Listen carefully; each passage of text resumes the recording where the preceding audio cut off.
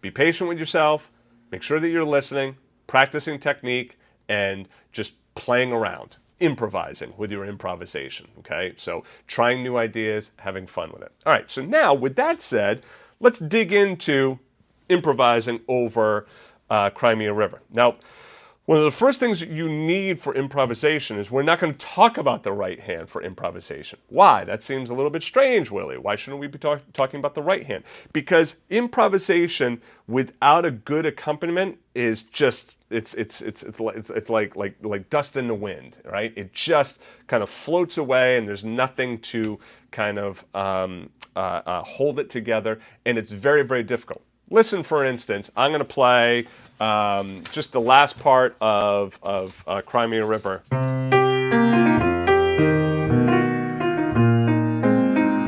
And now I'm going to improvise just with the right hand.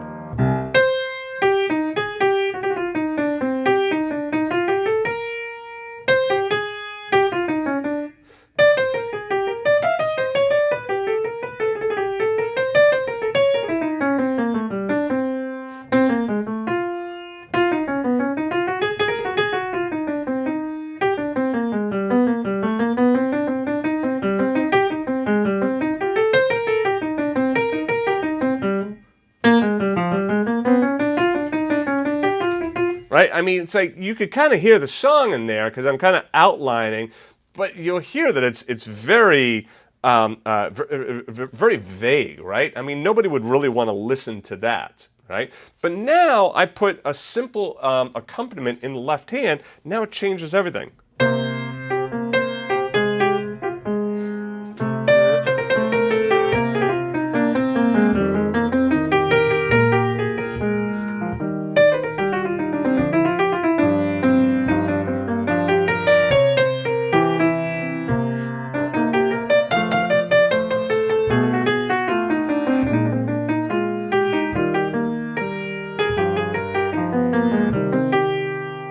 Now my improvisation changes because now the accompaniment is kind of holding this all together, right? So let's talk about this simplified accompaniment that we have going on here. And of course you'll have the sheet music for this where you'll be able to kind of play around with this. What I'm going to do as well is I'm going to give you the Sibelius file. So if you got Sibelius, you went through Paul Sibelius class, well, now you can load this up and you could write in your improvisation. We're going to work on writing in an improvisation as well together right now, but you will also have this a blank one as well, right? So let's say beginner improvisation, and let me go ahead and save that, and then I'm going to just duplicate this for us.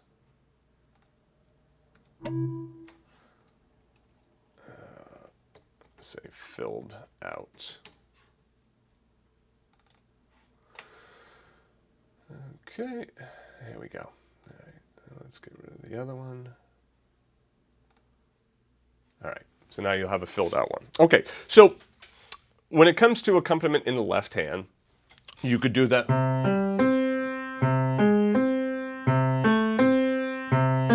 That would be fine, but you're going to probably notice at a beginner level that that's a little bit challenging to.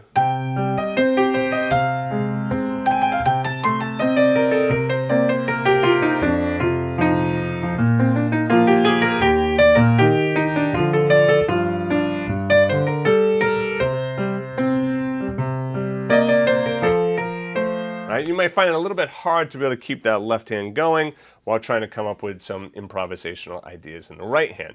So what I find best is start with a very simple improvisation. Now what we could do is we could just do chord shells, kind of like what we're doing here, but just as half notes. So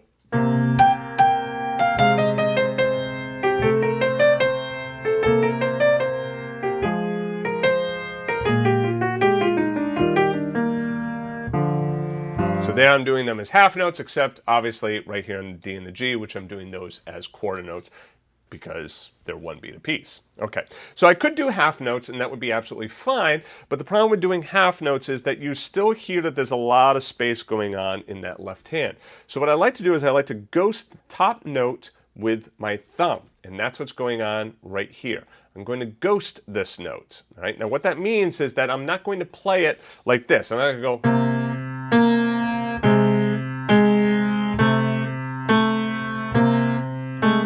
right? I'm not going to play it super heavy. I'm going to play it light.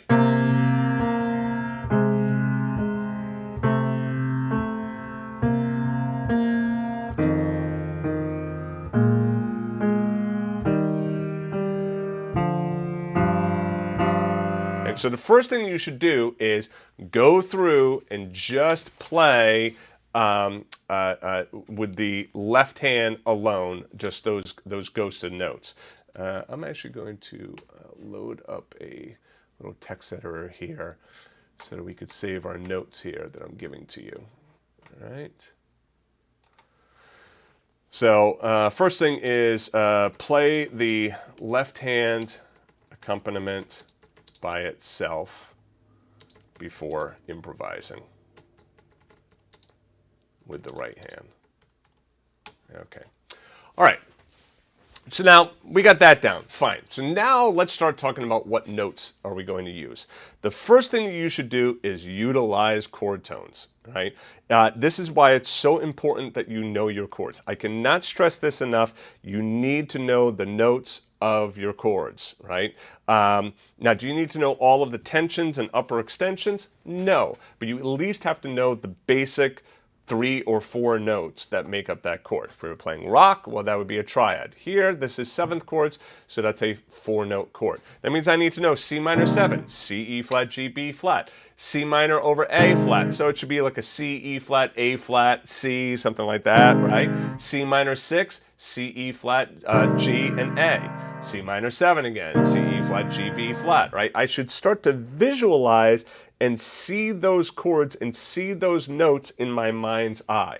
The best way of doing that and practicing that is away from the piano. I've said this probably 1,000 times, okay? So it's really important you practice this stuff away from the piano. I can guarantee you that's how I learned this, right? I remember my father used to quiz me on chords in the car all the time. What are the notes of an F minor 7 chord? F, A flat, C, E flat. You know, what are the notes of a G7 chord? G, B, D, F, right? Really knowing those notes is super, super important.